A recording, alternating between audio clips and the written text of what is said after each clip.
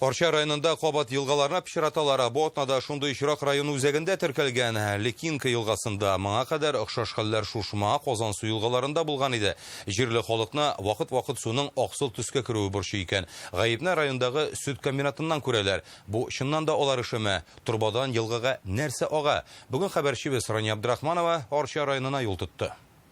Идет сброс. Речка Летинка. Бу кадрларны экологлар 2 ноябрь көне төшергән. Халык мөрәҗәгате буенча урынга чыккан булганнар. 31 октябрь көнне халыктан жалоба керде. Шушы Аксу буйлап менгән идек.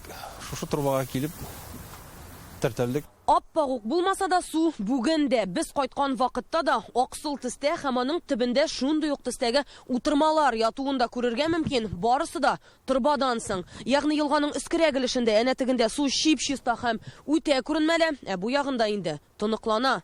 Татарстанның экология һәм табигый байлыклар министрлыгының төньяк территория идарәсе белгечләре су үрнәкләре алган. Алар хәзер тикшерелә. Зияны бар, потребление кислородның шушы трубадан агып чыккан өлешендә кенә күрсәтә, 46, истә 100 метр истәрәк, анда 10 тирәсе. Нормада 6дан истәрәк, югарырак. Елгадагы суның төсе үзгәрүне беренчеләрдән булып Оршаның Питомник микрорайоны халкы күреп ала. Җәяүлеләр басмасы нәкъ шул Лекинка елгасы аша салынган. Чыга, исере, бик яман чыга. Яма эшегән була бит инде ул молоко. Молоконың обороткасы. Әгәр дә су булганып ага төшеп пышрак була икән, безнең монда исе керә башы иләргә инанын. Суның аксыл төскә керү сәбәбен экологлар турба сузылган сөт комбинатыннан күрә. Якын тирәдә башка юынтык су агызырлык оешмалары юк диләр. Безнең иҗат төркеме төшергән арада урынга комбинатның директоры килде. У Орского молочного комбината заключен договор. Орша сөт комбинатының шәһәрнең юынтык суларны чистартучы оешмасы белән төзелгән килешүе бар. Безнең предприятиедәге барлык пычрак сулар шунда китә. Оннан соң гына агызыла. Димәк, оешманың юынтык сулары елгага берничек тә ага алмый. Безнең белән аралашканда җитәкчелек бу турбаның чыннан да алар предприятиесеннән чыкканын таныды. Әмма ул юынтык түгел, яңгыр сулары агар өчен ясалган диләр. Дәлил итеп турбаның территориядан башлана торган өлешен күрсәтәләр. Да, это всё ливневое. Әмма комбинатның ишек алдында җыелган яңгыр суы ни рәвешле турбадан ак төскә кереп ага? Моның аңлатмасын таба алмадык. Ничек кенә булмасын, экологлар су үрнәкләрен Росприроднадзорга җибәргән. Хәзер анда Орша сөт комбинатына карата 2 тикшерү бара.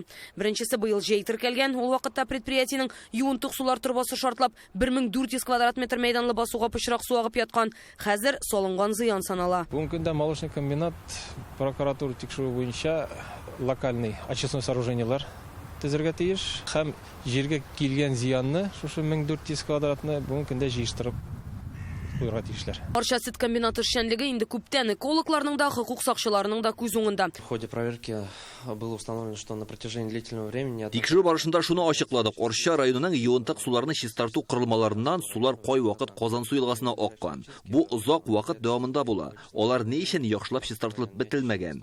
Сәбәбен сөт комбинатыннан килгән юынтык суларда күрәбез. Ягъни кырылмалардагы бактериялар комбинаттан килә торган пычрак суны тиешенчә эшкәртми. Шуңа сөт комбинатына юынтык суларны чистарту кырылмасын үзләренә төзергә кушылган. Эшне башлаганнар инде. Чыкыры казылган, бетон җәйлә, әмма кырылманың кайчан сафка басачагын әйтә алмыйлар. Проект үз акчаларына башкарыла. Ул төзелеп беткәнче Казансуга, аңа ага торган Лекинкага әле күпме зыян салыныр билгесез. Орша районыннан Рания Абдрахманова, Алмаз Зыятдинов, Яңа гасыр каналы.